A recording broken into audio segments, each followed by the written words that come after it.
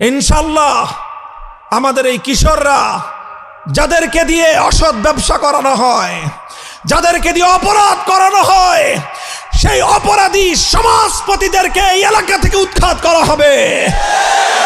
এই কিশোরদেরকে পুনর্বাসন করা হবে, কর্মসংস্থানের ব্যবস্থা করা হবে, এদের জন্য সুন্দর শিক্ষার ব্যবস্থা করে, বিনোদনের ব্যবস্থা করে, খেলাধুলার ব্যবস্থা করে, এদের মাথায় হাত বুলিয়ে বুকে জড়িয়ে যদি ধরা হয়, আজকের এই কিশোররা আগামী দিনে এই সমাজ উন্নয়নের হাতিয়ার হবে ইনশাআল্লাহ।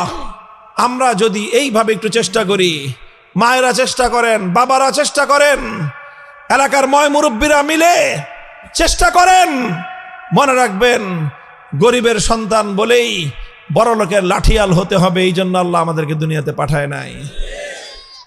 কেউ বলতে পারেন যে হুজুর আপনার পোলা পরে কই?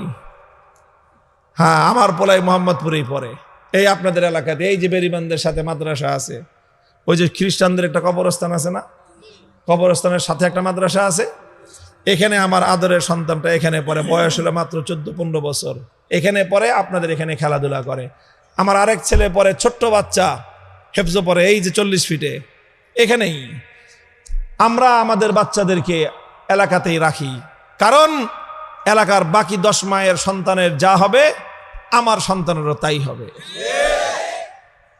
আমরা এলাকার সন্তানদের ব্যাপারে এই বিষয়টা তথ্য নিতে পারি, কারণ আমার সন্তানও তো এই এলাকায় থাকে, কারণ এলাকা যদি নষ্ট হয়, সন্তান নষ্ট হলে আমারটাও নষ্ট হবে। কাজে এই এলাকার প্রতি, এলাকার সন্তানদের প্রতি আমার দরদ আছে কলিজার মধ্যে।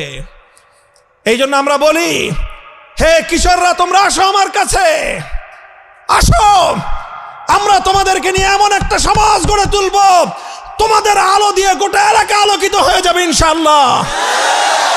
একটু মমতার প্রয়োজন, একটু ভালোবাসার দরকার, একটু স্নেহের দরকার।